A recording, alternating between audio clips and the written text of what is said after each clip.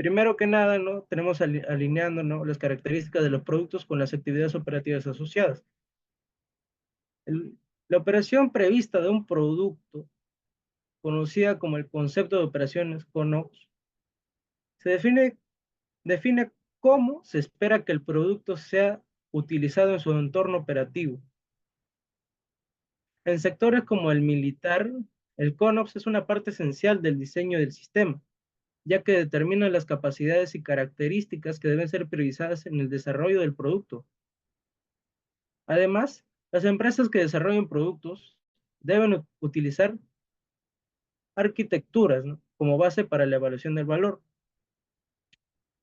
ya que estas arquitecturas permiten al sistema adquirir una flexibilidad, la cual le sirve para adaptarse fácilmente, rápidamente a las nuevas tecnologías y características. A la hora de determinar la arquitectura del sistema del producto, pueden surgir varios diseños alternativos. Cada una de las alternativas de arquitectura debe evaluarse en función de su aportación de valor a los usuarios finales y otras partes interesadas. Después está que una empresa no debe ver, ¿no? Debe conocer el rol de los criterios de evaluación en la selección entre alternativas de productos, ¿no? A la hora de tomar decisiones sobre el desarrollo de un sistema, es crucial realizar evaluaciones comparativas que tomen en cuenta factores como la calidad, eficiencia, el rendimiento y los costos. Estas evaluaciones permiten a la empresa hacer compensaciones inteligentes entre propiedades en conflicto, como el tiempo de desarrollo frente a la calidad o los costos frente al rendimiento.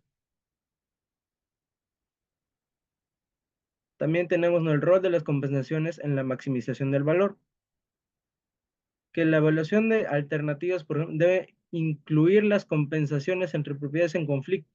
Por ejemplo, si se busca calidad y eficacia superiores, hay que hacer concesiones en cuanto a plazos y costes. Las compensaciones se realizan durante diferentes etapas del proceso del desarrollo, a nivel del producto sistema, al nivel de subsistema y a definición de arquitectura y a nivel tecnológico. Y por último, no es importante no conocer el aumento, no el rol del software en la creación de valor del producto, debido a que el software en la actualidad juega un papel cada vez más importante, particularmente en industrias como la automotriz, la electrónica de consumo y la manufactura avanzada. La ingeniería de sistemas de servicios también depende en una gran medida del software para la prestación eficiente de servicios. El desarrollo de productos habilitados por software también nos permite una mayor flexibilidad, personalización y mejora continua, lo que resulta en productos más avanzados y con mayor valor añadido para el usuario final. Y muchas gracias por atender a esta exposición y ya terminé. Bien, muchas gracias, jóvenes.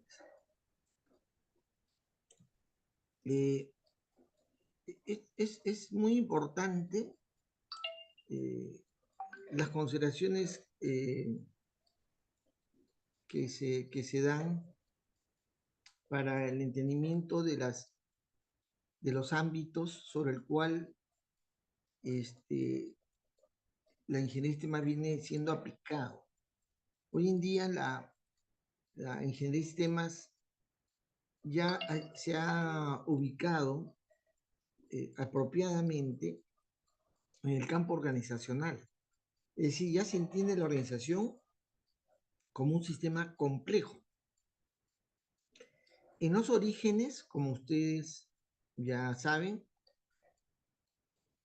la idea de hacer ingeniería de sistemas no es una idea de aplicación a un ámbito tan reducido, tan cercano. Ingeniería de sistemas era trabajar proyectos de gran envergadura como lo definen alguna gente, y más vinculado a los temas aeroespaciales. a los programas de, digamos, de la NASA, a los programas de equipamiento y estrategias de guerra. Así nace, ¿no? Y luego entra en un ámbito un poco más amplio en el tema del entendimiento de los fenómenos globales, eh, naturales, emergencias. Se desarrolla también en un ámbito amplio, más los grandes problemas de la sociedad, del mundo global, ¿no? Pero luego ya va cambiando, temas, metiéndose a temas muy específicos dentro de un país o de una gran organización. Y finalmente acaba, digamos, estableciéndose aquellos elementos, aquellos aspectos que permiten que alguien que quiere participar de un proyecto interdisciplinario también lo pueda hacer en el ámbito organizacional, en la empresa. Y por eso muchos de los textos del cuerpo conocimiento son aplicables casi directamente al tema empresarial. Se habla del servicio, se habla del producto como resultado, normalmente el ejercicio de una empresa. Y incluso hay un concepto de ingeniería de sistemas empresariales, nombre al que le han puesto a la carrera que tiene la Universidad Científica del Sur. Así se llama la ingeniería de sistemas, propiamente dicho, que se hace en esa universidad, tiene esa denominación. Y ahora hay quienes pretenden que la facultad, el nombre de la carrera no se llame ingeniería de sistemas, sino que se llame ingeniería de sistemas empresariales.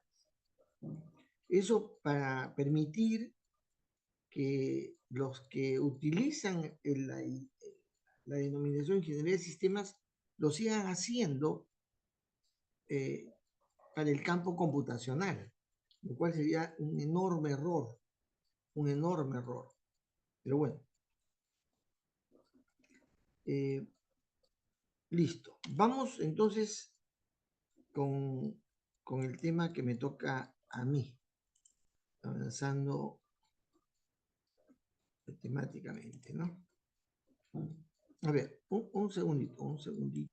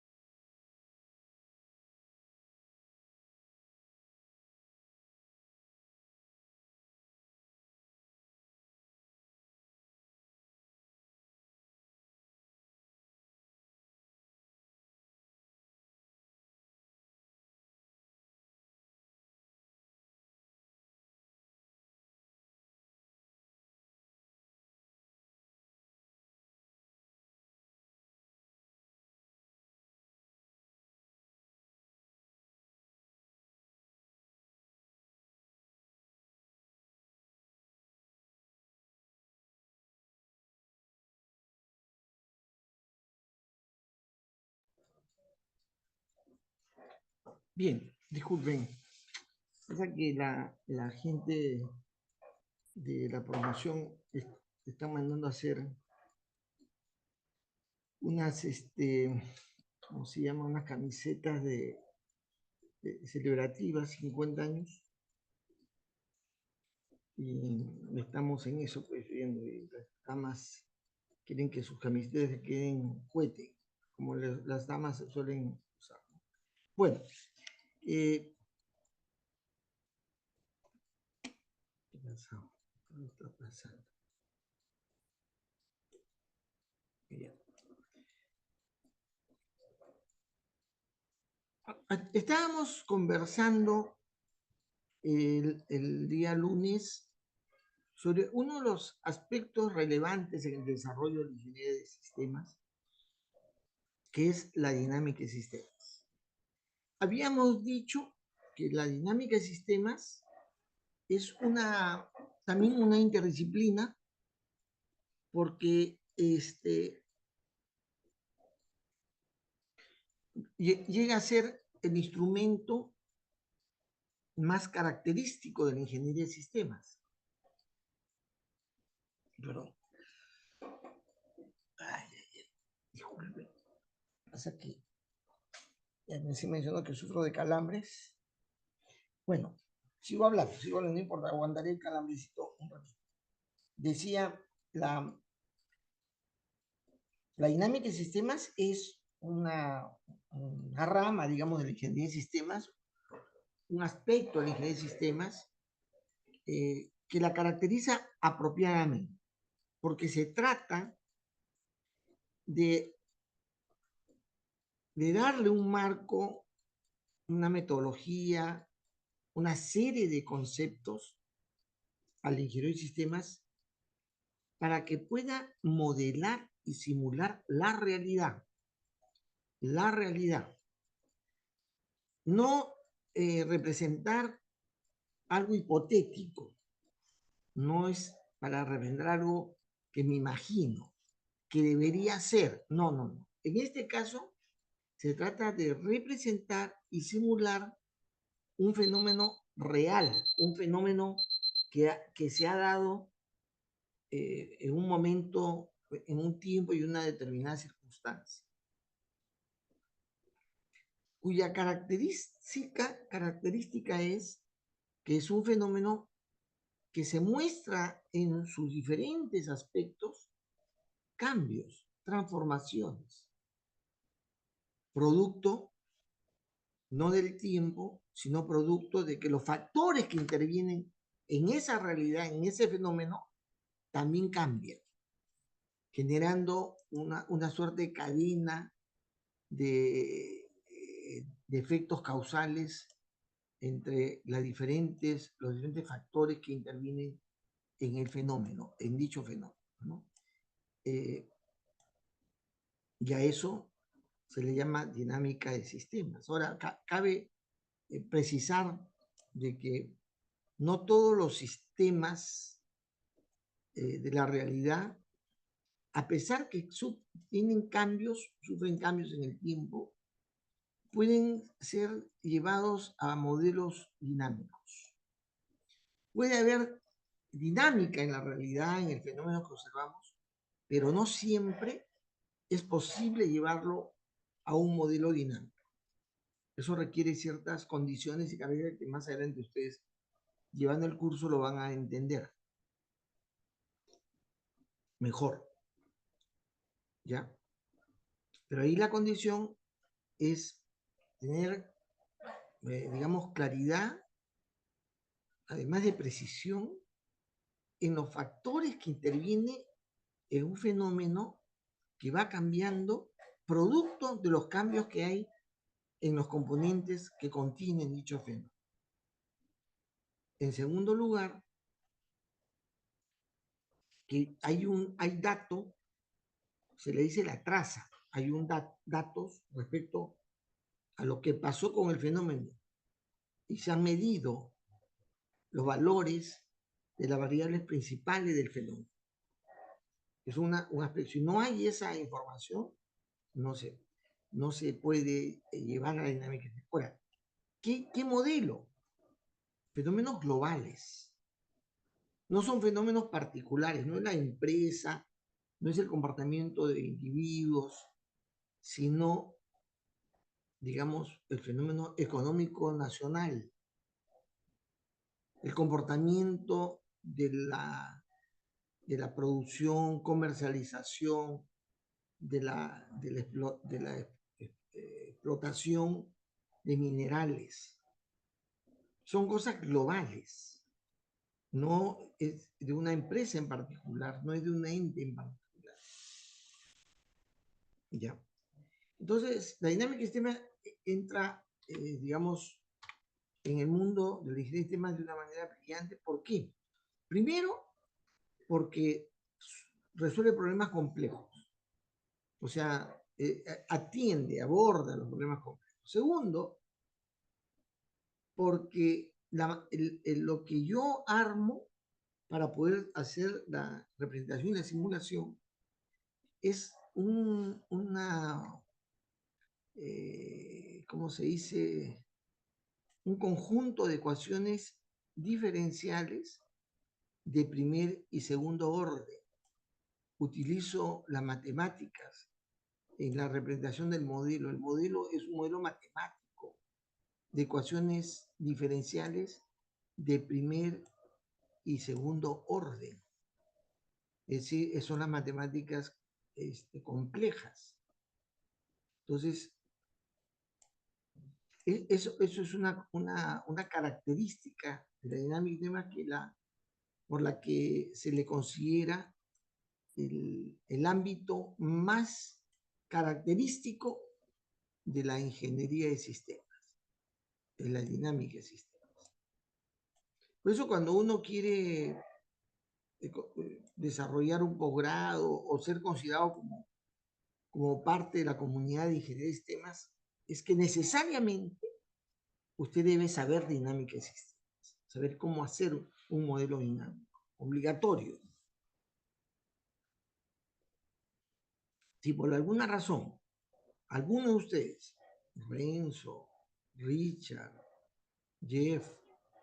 Jefferson, André, quisieran terminando de estudiar y habiendo practicado por lo menos un año, desean irse al MIT, al Instituto Tecnológico de Massachusetts, a la universidad, a la mejor universidad del mundo. Ustedes deben haber aprendido el inglés fluidamente, pero el inglés técnico, fluidamente. Y en segundo lugar, dar muestras que es posible entender cómo se modela un sistema dinámico, porque el MIT ahí te recibe. Claro que un posgrado en el MIT cuesta no menos de $250,000, ¿no? No menos de $250,000, de $250,000. No cuesta menos de eso, ¿no? Pero para la buena noticia, esa es la mala noticia. La buena noticia es que hay empresas, organizaciones como la NASA, la Boeing, las grandes compañías gigantescas financian a los posgraduados, a los que logran entrar, porque son gente brillante, que van a hacer una carrera fenomenal, un posgrado fenomenal. Lo que hacen las empresas se pelean para pagarle el estudio a alguien y hacerle firmar un contrato para que luego que termine de hacer su posgrado vaya a chambear a tremendas empresas. Es decir, le compran la oportunidad de trabajo. Esa es la noticia buena, porque ya usted quisiera conseguir chamba en una de esas empresas. Entonces el ingeniero más gana cualquier cantidad de plata. O sea, la profesión que mejor paga en el mundo es la ingeniería de sistemas. Pero para esa gente, la gente que va a los posgrados de grandes universidades y que son financiados por empresas, dado que el costo de estudios no es fácil de acceder. Acá un posgrado de, no sé, de SAN, un posgrado de la Universidad de Lima costará pues, entre 15,000 y $20,000, ¿no? Debe ser así. En la UNI cuesta $5,000, pero el posgrado. no cuesta mucho. Pero Massachusetts, mínimo $250,000. Si yo tengo esa plata, ¿para qué yo voy a estudiar, no? ¿Sí o no? Si tengo ese billete, mejor ya me quedo acá a descansar, ¿no? Con esa plata. Pero lo que pasa es que el que hace el posgrado en Massachusetts, la chamba que tiene es la chamba más deseada, ni en sueños la gente tendría la idea de trabajar construyendo una nave espacial, construyendo pues, cosas fantásticas, ¿no? Y que se trabaja para una empresa gigante. Bueno, dinámica de sistemas es un punto de referencia central en la capacidad, en la habilidad que un ingeniero de sistemas debe tener. Lo que ustedes ven ahí a la derecha es más o menos la representación conceptual que se tiene de un sistema dinámico, que se llama modelo causal. Antes hay que comentar lo siguiente. A fines de los 60 se va a publicar una obra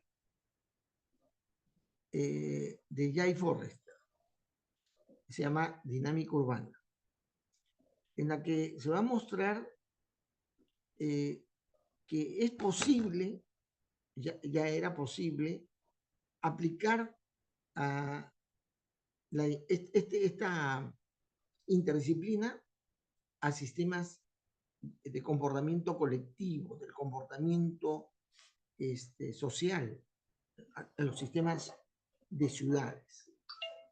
En el año 70 aparece el modelo del mundo. Este tipo de modelado es de tal forma, de tal manera, que impresiona a las grandes mentes en el mundo, a los grandes cerebros del mundo les impresiona, porque puede abordar problemas realmente complejos de una manera bastante interesante, bastante acertada. De tal manera que las Naciones Unidas, la FAO, o sea, ese organismo que tiene que ver con el desarrollo de las zonas de producción agrícola, forestal, y la FAO, del alimento en el mundo, encarga a Jay Forrester, al padre de la dinámica de sistemas, para modelar el mundo. Modelar, no el globo terráqueo, no, el mundo no en términos de figurita redonda, que no, la pelotita, no.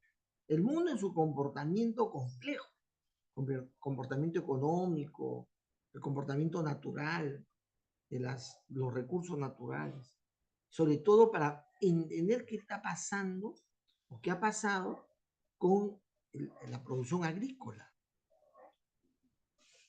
Porque hay un problema. África en esa época sufría de gran hambruna.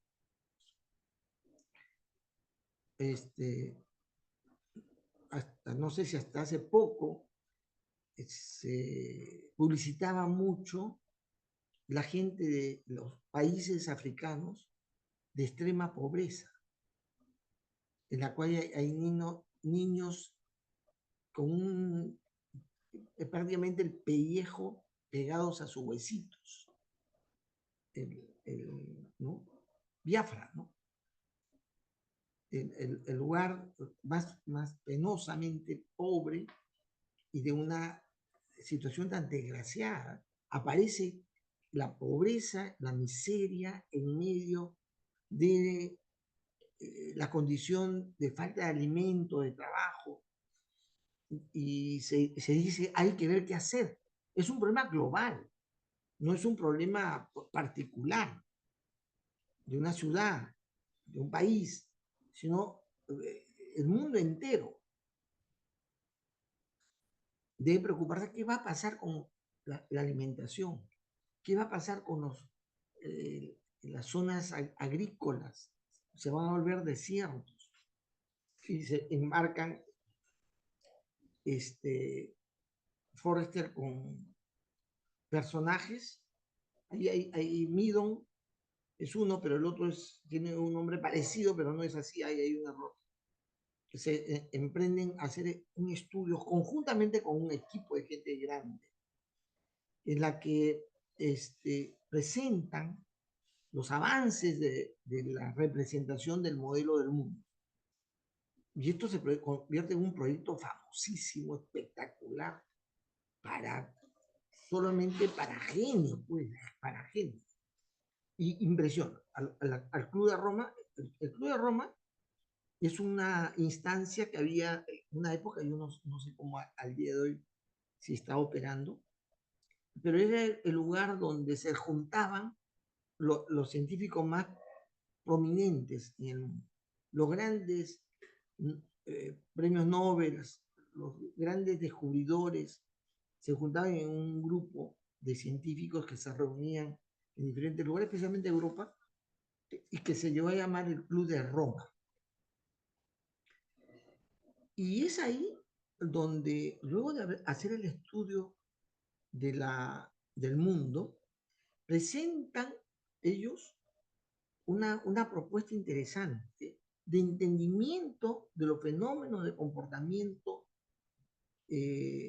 ¿cómo se diría? Sigmoidal, ¿no? Es comportamiento sigmoidal, que es el comportamiento en el cual en un momento determinado algo va generándose, un fenómeno va generándose, y de pronto empieza a desarrollarse de una manera progresivamente más acelerada, hasta llegar a un crecimiento exponencial, pero que tiene un límite, y ese límite de desarrollo y crecimiento exponencial se va estancando, se va deteniendo y llega a tener, digamos, una cúspide de desarrollo. Ese tipo de comportamiento se llama simoidal, que se dan en la mayoría de fenómenos de la naturaleza y en fenómenos organizacionales, sociales, poblacionales, al cual se le llamó como una propuesta de entendimiento de los límites del crecimiento. O sea, si el mundo se procurara crecer en la producción de alimentos, estableciendo políticas para que países se dediquen a eso, lo que planteaba Forrester y su gente era que ese crecimiento siempre iba a tener un límite.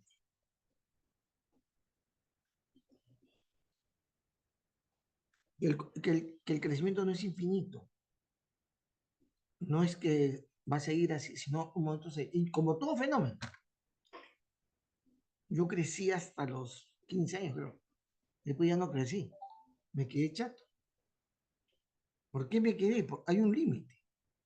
Mi nieto ahora me lleva casi 10 centímetros, mi nieto.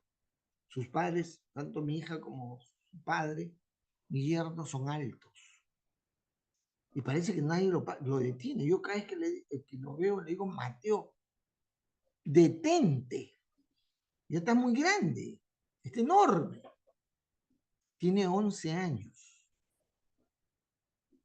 No, yo digo, si no vas a tener que trabajar en el circo, en risas y salsas, en algún lugar donde, digamos, te consideren como una cosa rara, pues no, porque es demasiado grande. Pero ese crecimiento, que teniendo 11 años está desarrollándose aceleradamente, algún momento se va a detener. Lamentablemente la detención del crecimiento es a los 18 años. Claro, algunos como yo me detuve antes, ¿no? Me detuve antes. Yo tengo el tamaño del que tendría Mateo a los 10 años. Es decir, si hubiera sido el proceso de crecimiento comparado al de él, yo hubiera dicho, yo crecí hasta los 10 años. Pero no, pues no, seguí creciendo, pero de una manera más lenta y me estanqué en un momento determinado, porque el crecimiento biológico también tiene un límite, también tiene un límite. Y esta demostración se hace justamente con los elementos que van a permitir desplegar dentro de ciertos fenómenos con la dinámica del sistema. con estos temas, con estas propuestas, estas ideas, estos trabajos que se realizaban, y discutirlo, o sea, llevarlo al plano de la discusión científica de alto nivel, hicieron popular la dinámica, lo hicieron popular.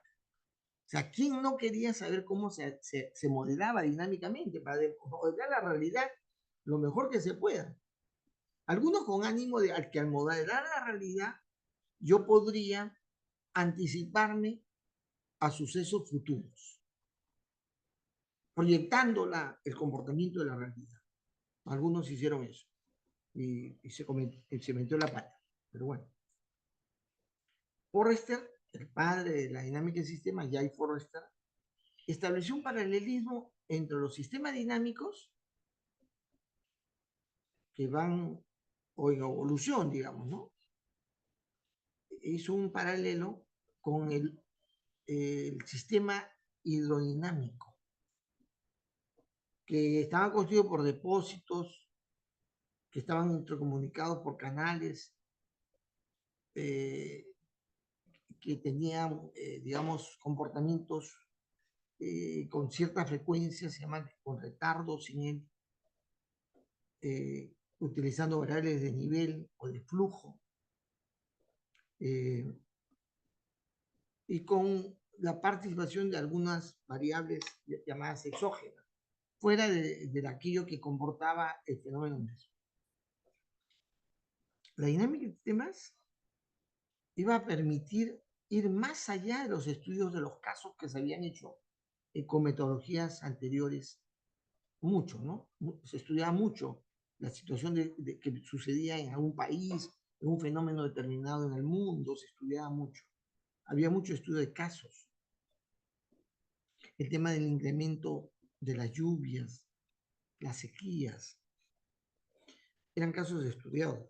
Pero la dinámica permitió ir mucho más allá de donde habían llegado el estudio casuístico y de el análisis, el estudio que se había hecho con teorías descriptivas. Antes la economía, las ciencias sociales se sustentaban en teorías descriptivas.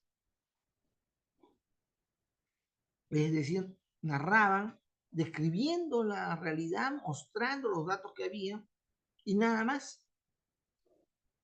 En caso de la dinámica de sistemas, se dio que en estos casos se producía esos fenómenos de cambio y de transformación eh, debido a la retroalimentación, a las influencias mutuas, y que no tenía que necesariamente un fenómeno seguir una ruta lineal,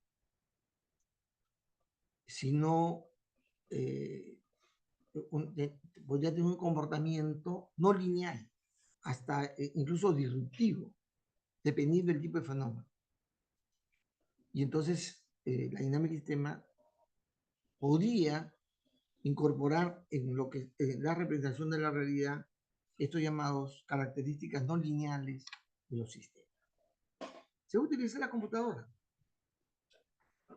porque como se hace una representación, esta puede ser llevada a un computador, más que cuando se trata de la representación matemática, con, ya les he mencionado, el uso de ecuaciones simultáneas diferenciales, ¿no?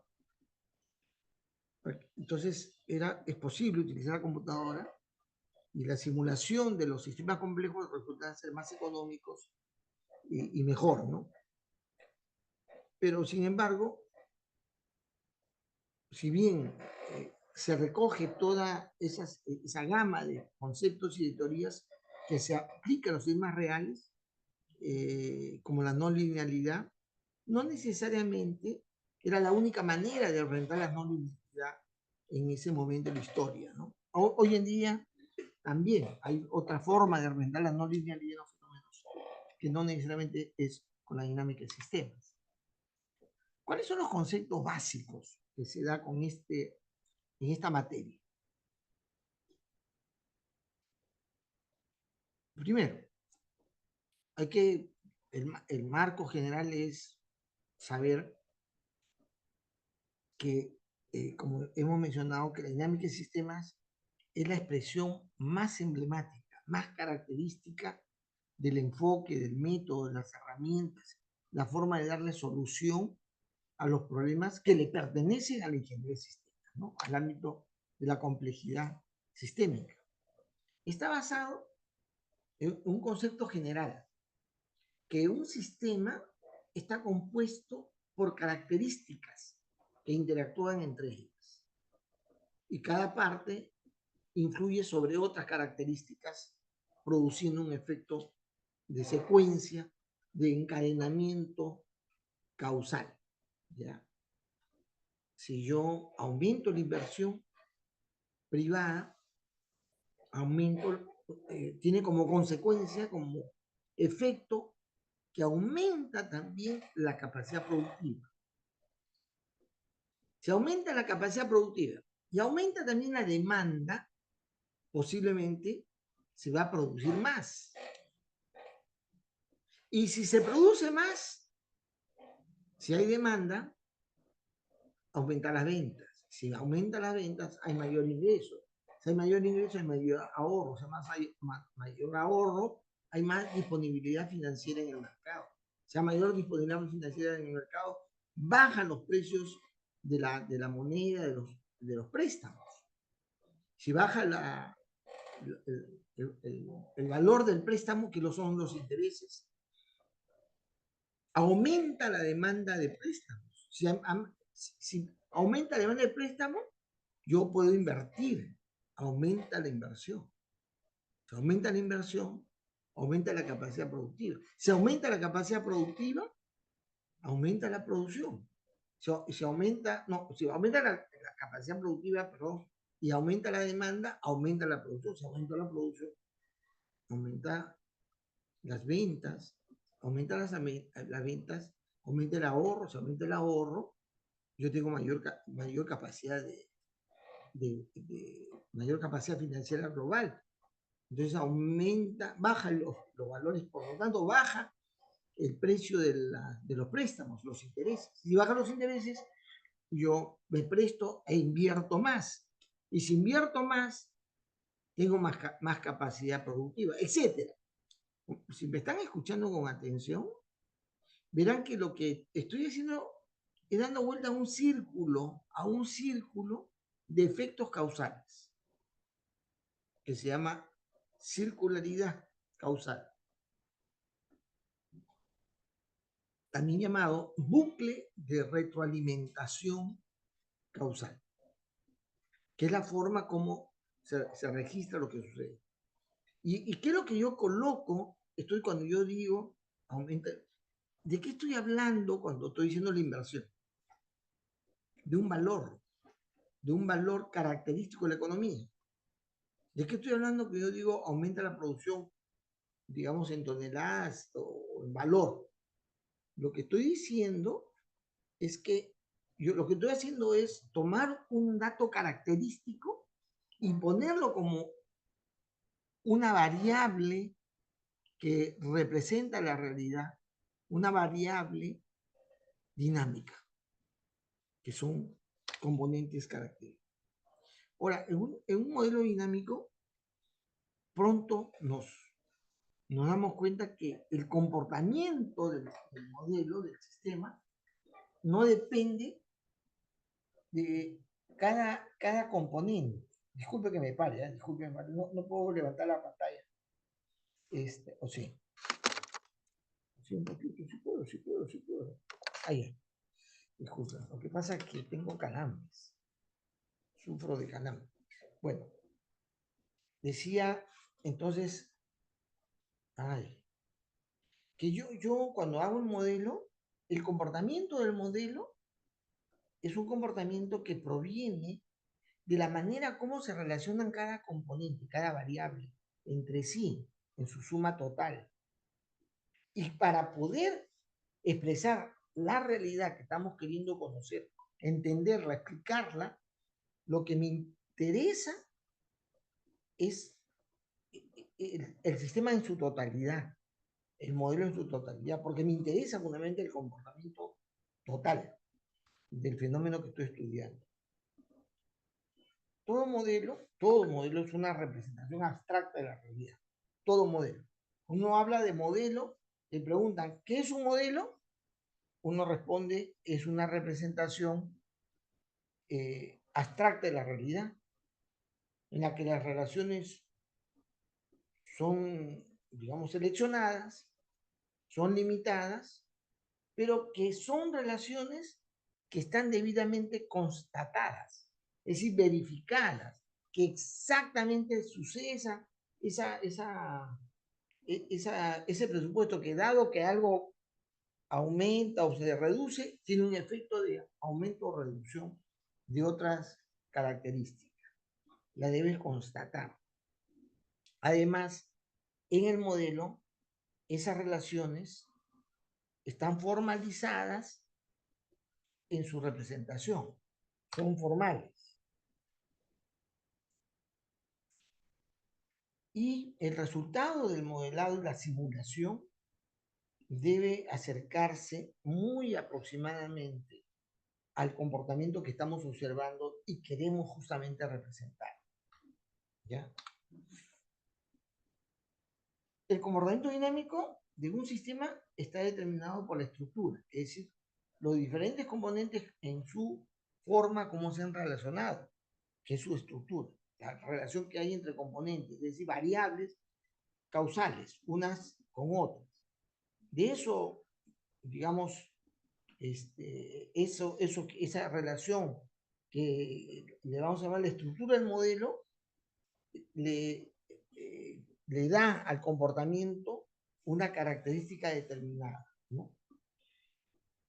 Y interesa más esa estructura de comportamiento, esa estructura de relaciones, que cada componente en sí y su característica propia, ¿no? Porque cada componente característico tiene una determinada, un determinado valor, una determinada naturaleza, porque hay, por ejemplo, en el fenómeno económico, hay variables que están midiendo la cantidad, por ejemplo, de circulantes, que es la moneda que circula al interior de un país.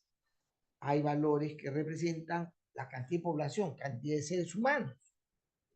O sea, cada variable puede tener características de naturaleza diferentes, pero eso es de poca importancia respecto a cómo éstas se relacionan unas con otras, que es lo más importante, la estructura relacional que hay en cada modelo.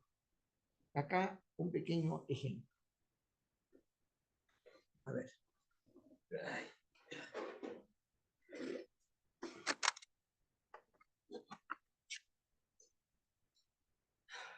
Acá vamos a ver cómo se representa, solamente conceptualmente, un modelo dinámico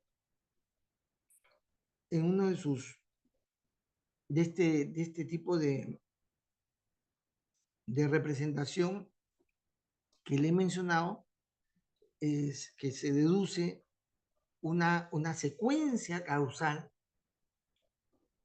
con una cadena sucesiva de efectos causales que cierran un círculo de comportamiento, llamado también bucle. Cierran un bucle de comportamiento. Y se dice que un diagrama causal está mostrando una retroalimentación positiva cuando la secuencia que se da, todo aumenta. Y por lo tanto en lo global también aumenta los valores que están ahí en cada componente, ¿no? Entonces se dice que los bucles de retroalimentación positiva son aquellos en los que la variación de un elemento se propaga a lo largo de todo el bucle de tal manera que se refuerza la variación inicial. A más población, más producción, a más producción, más nivel de vida, mayor más nivel de vida, más gente divertida, más diversión, más socialización. A más socialización, más matrimonio, más pareja, digamos. A más pareja, más nacimiento, más población. A más población, más producción. Más producción, más nivel de vida. Es decir, hay un permanente reforzamiento de los valores que hay en cada componente del sistema, en cada círculo de influencia. Cuando en un bucle retroalimentado hay un número par de relaciones negativas, en este caso es positiva porque eso no les explicamos, pero cuando hay número par de relaciones negativas, se dice que el bucle es de retroalimentación positiva. Una relación causal es positiva o negativa cuando, escuchen bien, pregunta de examen, a los que me creen, pero este curso es de examen, se dice que una relación causal es positiva cuando la variable que influye aumenta, la consecuencia de es que la variable afectada o influenciada también aumenta. Se dice que la relación causal es positiva. Si la variable que influye se reduce, baja, y la variable influenciada también baja, sigue siendo positiva. Si al revés, si la variable que influencia sube y la variable influenciada baja, se dice que la relación causal es negativa. Y un bucle de retroalimentación positiva es cuando la suma de todo lo negativo es par. O en este caso no hay. Entonces se dice que el bucle es de retroalimentación positiva. Veamos el de retroalimentación negativa. Perdón. Un momentito.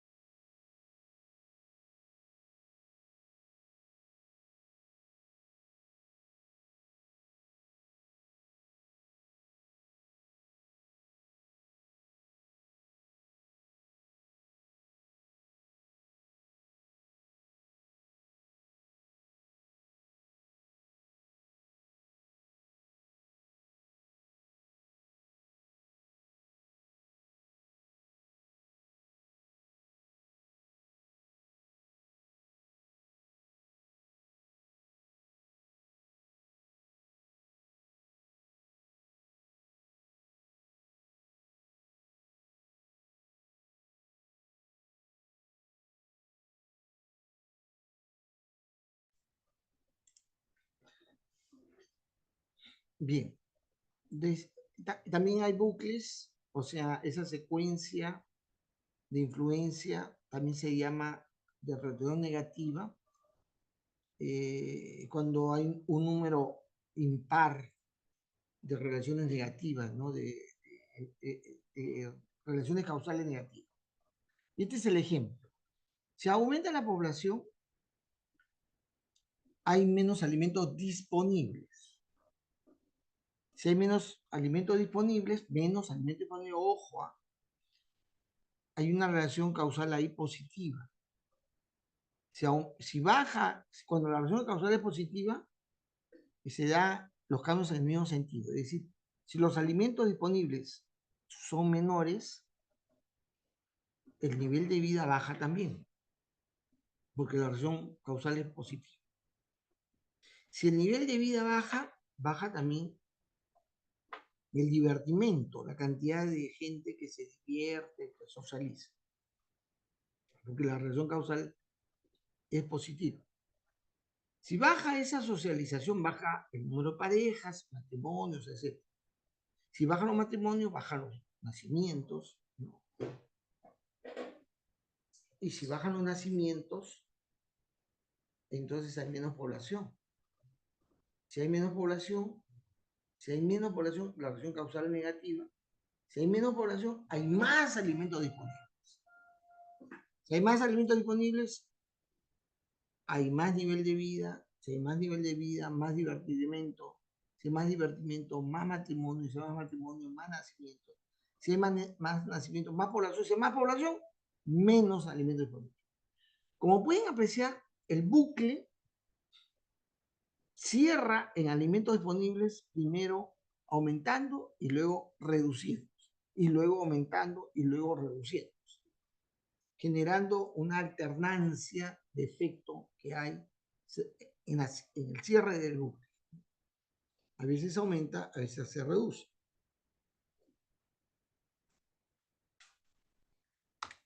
¿Qué se dice de un bucle de retroalimentación negativa?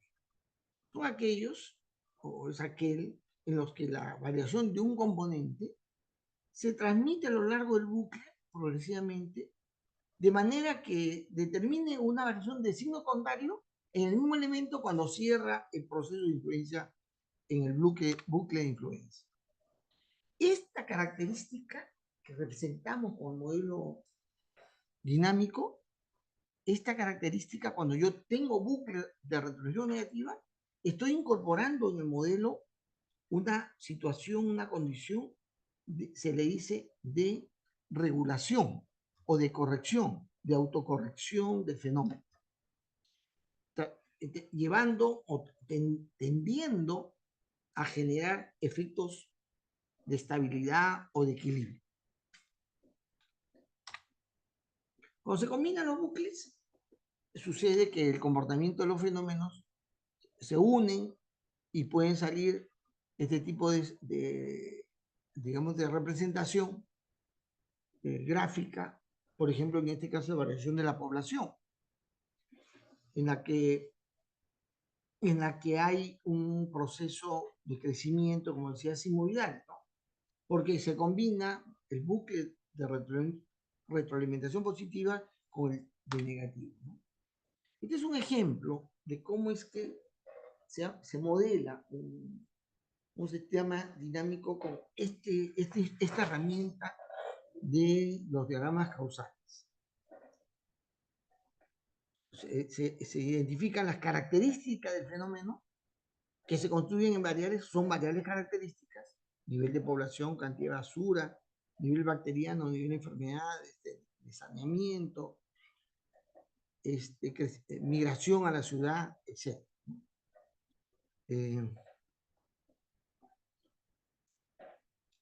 Perdón, un segundito. Lo que pasa es de que acá hay una situación. No es índice, hay un error ahí. En este caso es migración, ¿no? Migración, cantidad de personas que migran a la ciudad.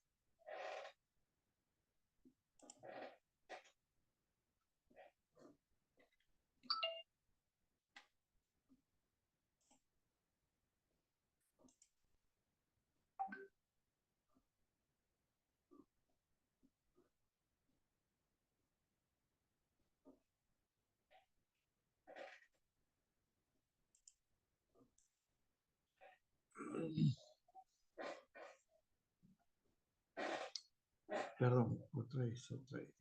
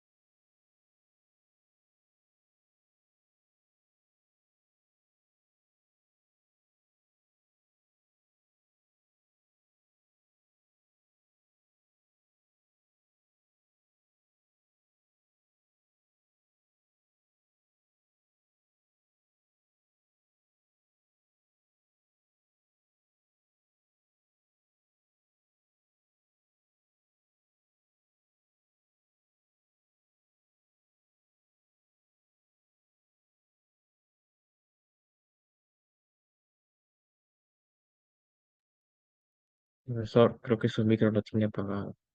Perdón, disculpe, muchas gracias, gracias a Dios. Sí, estaba hablando conmigo solo. Ya, decía, los modelos dinámicos entonces van a ser representaciones de fenómenos complejos, globales, como en este caso el modelo urbano es un fenómeno global eh, y complejo, ¿ya? Acá está una representación bastante simple, extraordinariamente simplificada, por supuesto. Y entonces yo lo que hago es identificar cuáles son las características del fenómeno, cómo es la ciudad, la urbe. Yo busco esas características. ¿Qué caracteriza la urbe? La urbe la caracteriza la población, su población. Ahora, cuando yo quiero hacer este modelo, tengo que acotarlo de alguna otra manera.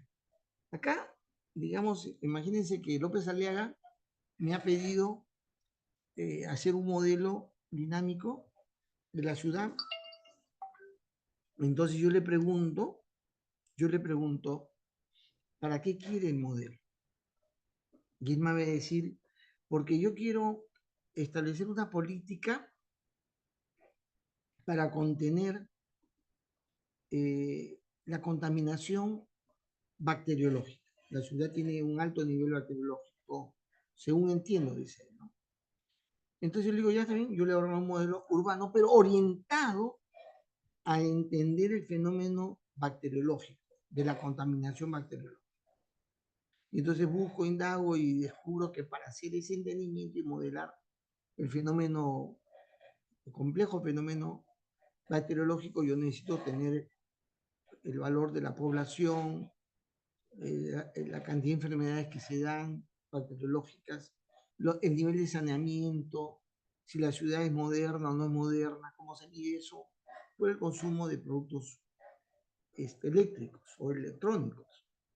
También debo saber la migración. Y luego digo, ¿cómo se relacionan estas? ¿Cuál genera un efecto causal en otras? A más nivel de saneamiento, es decir, a mayor capacidad de recojo de basura, yo tengo mejor cantidad de basura, ¿no? En la ciudad. Menor cantidad, ¿no? Acá hay la relación, eso es lo que estoy diciendo acá. A mayor nivel de saneamiento, menor cantidad de basura. Si hay menor cantidad de basura, hay un menor nivel bacteriano. Si hay menor nivel bacteriano, hay menor nivel de enfermedades. Si hay menor nivel de enfermedades, hay menor cantidad de funciones. Si hay menor cantidad de funciones, hay más nivel de población. Y este es un bucle de retroalimentación negativa, ¿no? Muy bien. Yo armo de esa manera la organización dinámica. ¿Estamos de acuerdo? Ese es el ejemplo.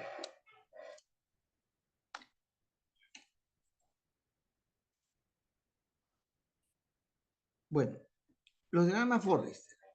Los diagramas Forrester. Pasamos a este campo y como es sencillo, no voy a tomar mucho tiempo. Es acá los diagramas Forrester, que es el siguiente entregable. Ahora, yo quiero aclararles que vuestros modelos causales han tenido observaciones que yo les he mencionado. Por lo tanto, hay que mejorar los diagramas causales, ¿no?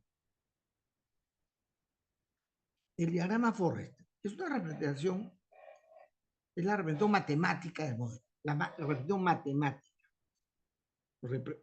en la cual se representan ecuaciones diferenciales simultáneas, que está constituida por los componentes que hemos encontrado al representar abstractamente la realidad, o sea, lo que está en el diagrama causal. Oye, y acá es muy importante porque yo pienso la dinámica de sistemas,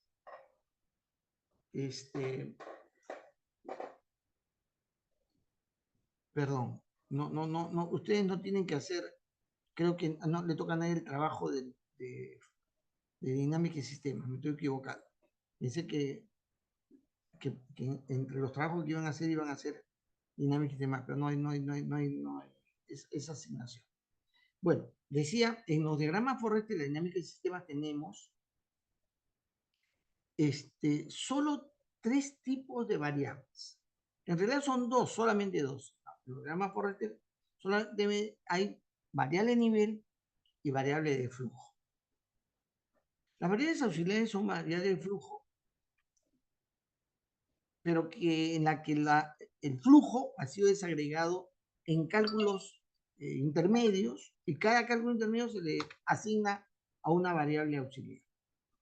Y esta es la representación Forrester, en la que yo represento la realidad cambiándola a través de una tasa de cambio que se representa en este gráfico. Aquí en el gráfico, estos son las tasas o son esta representación que hay acá representa un grifo o una llave de caño, digamos, es una válvula. Este representa un recipiente, y se dice que en un fenómeno dinámico hay una cantidad de cosas que se introducen o se reducen, entran o salen de un factor determinado, de un nivel determinado. Yo puedo decir acá es cantidad de estudiantes de la facultad, cantidad de estudiantes de la facultad.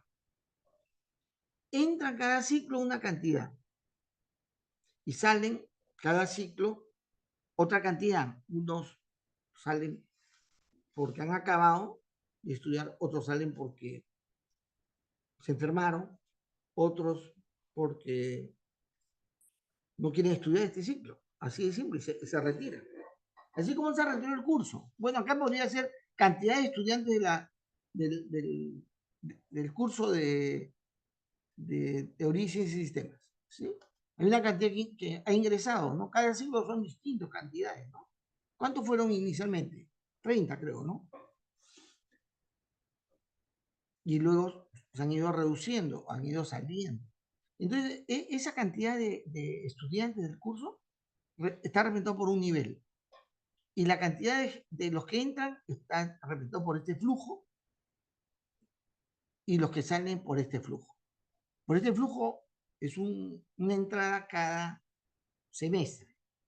Y este flujo es una salida cada semana se van. Cada semana se van, ¿no? Y el valor que queda acá es el valor que viene de lo que ingresa menos lo que sale en un periodo de tiempo. El siguiente periodo de tiempo, si es que ingresa, si no ingresa, cero. Y los que salen en el siguiente periodo, que es decir, de semana a semana yo puedo ir calculando la dinámica del sistema.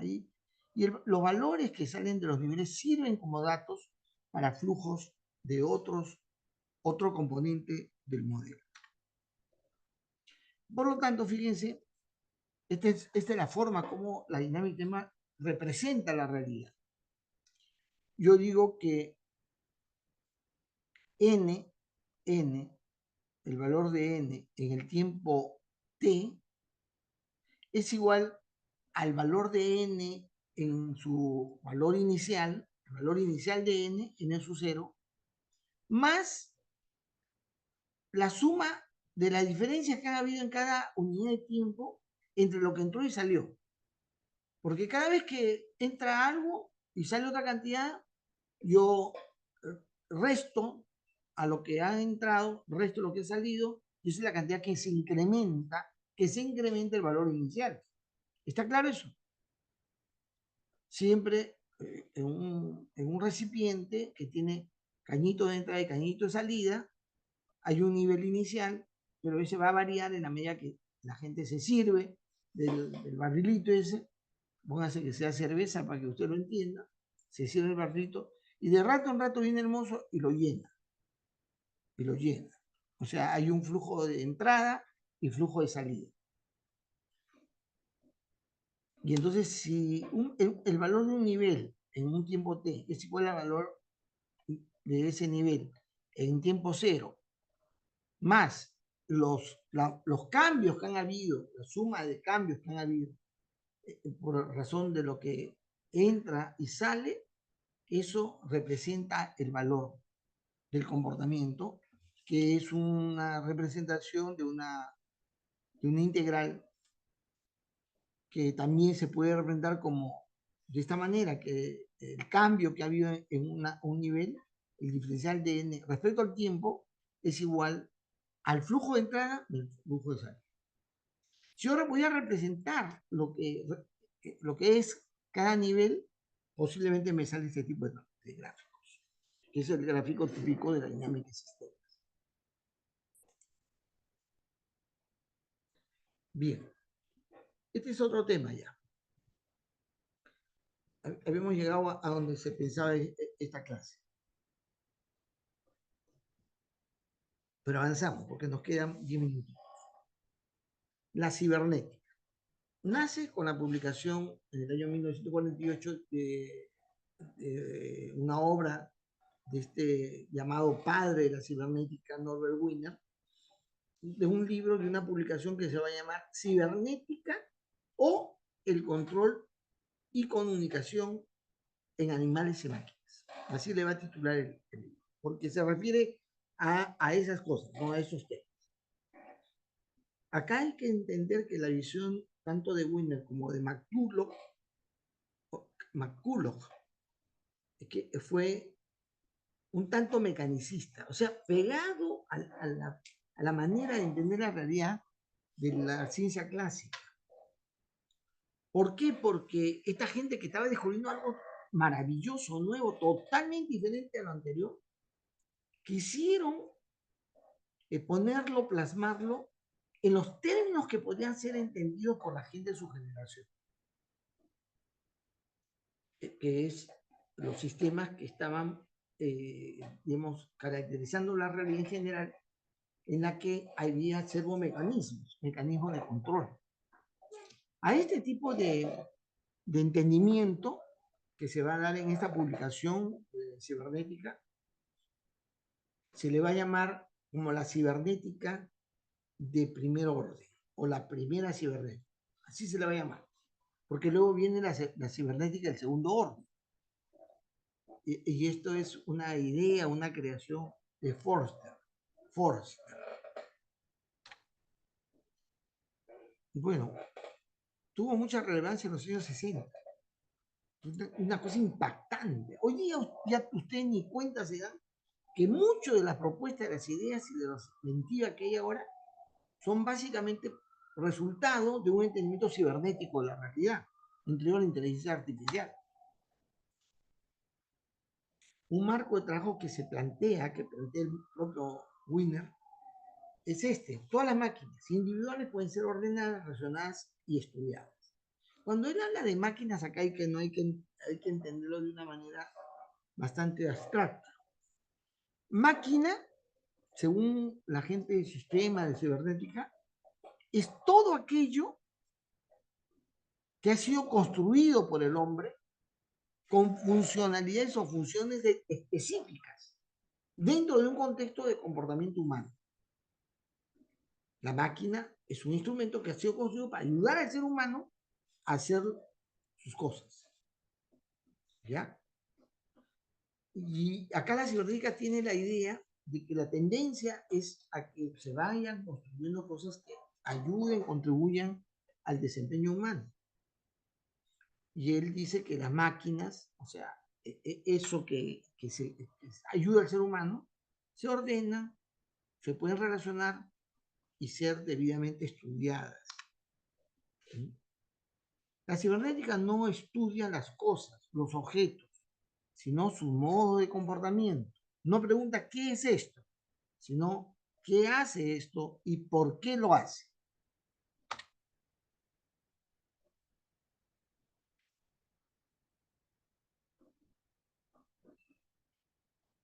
A partir de los 60 hubo una perspectiva de la cibernética que ya cambió, fue cambiando, o sea, desde los 48, 50 hasta los 60, 10 años, la gente de sistemas va a tomar la cibernética y le va a dar un entendimiento un tanto distinto.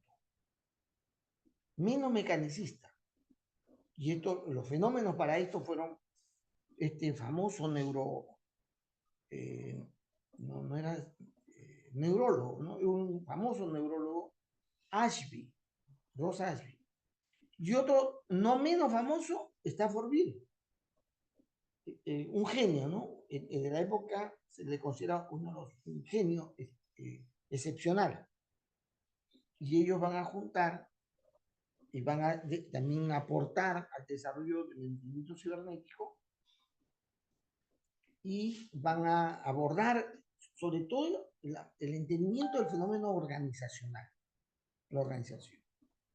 Y dice Beer, la cibernética estudia el flujo de información alrededor de un sistema y la manera como esta información que está alrededor del funcionamiento de un sistema se utiliza para regularse, para controlar, para mirar qué está sucediendo, qué se debería hacer mejor, qué corregir, qué mejorar.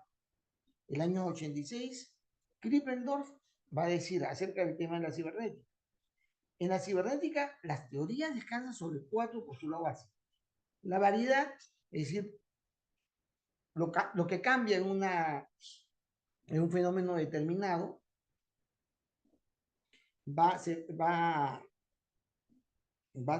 a soportar esta cibernética en la manera como se produce circularidades en cuanto a la influencia, en cuanto a la interacción que hay con la realidad. Va a mencionar que otro de los postulados importantes es que detrás de un fenómeno determinado hay procesos.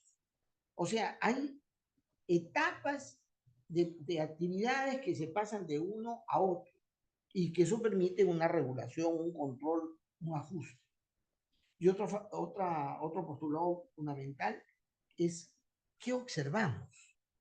La pregunta de ¿en qué aspecto observamos? ¿Observamos lo que está sucediendo o estamos queriendo observar aquello que está generando eso que está sucediendo? ¿Qué observamos? Ahora, ¿desde qué punto de vista lo vemos? Desde el punto de vista médico, desde el punto de vista del biólogo, desde el punto de vista de la ingeniería. O sea, la observación cobra un lugar importante. Además, dependiendo de tu observación, tú vas a tener ciertas consideraciones y ciertas conclusiones que van a ser distintas si tuvieras otra ubicación, otra posición, otra situación relativa, ¿no?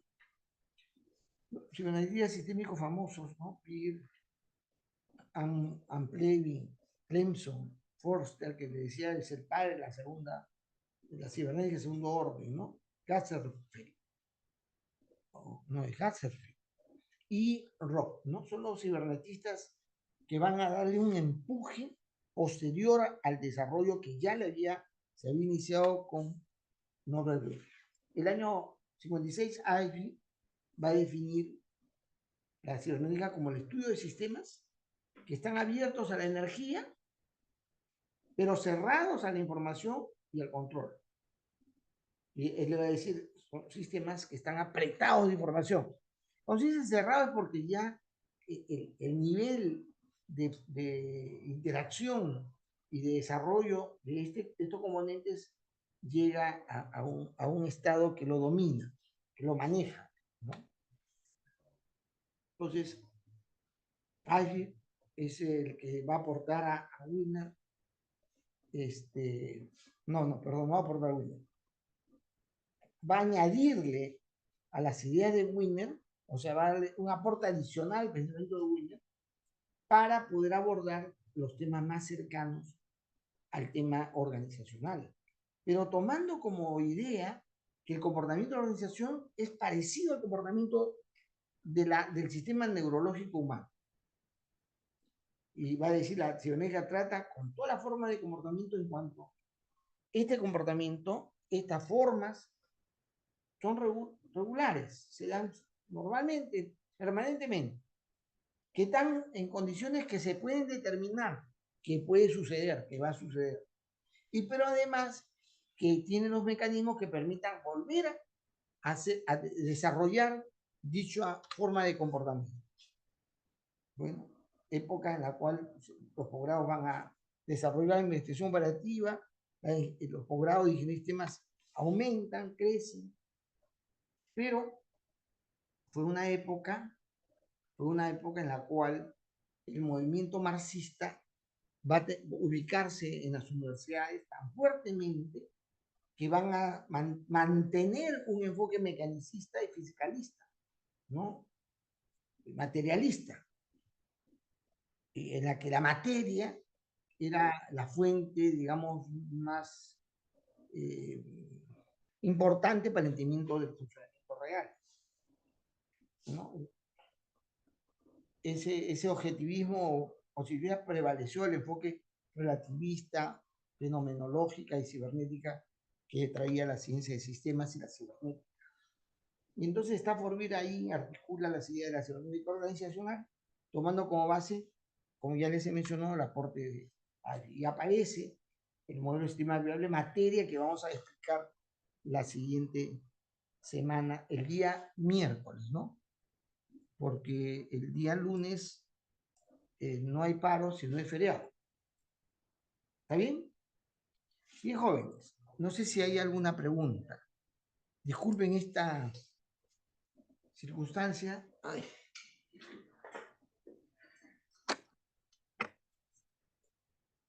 Ya, entonces, si no hay preguntas, nos encontramos la próxima semana. Muy buenas noches.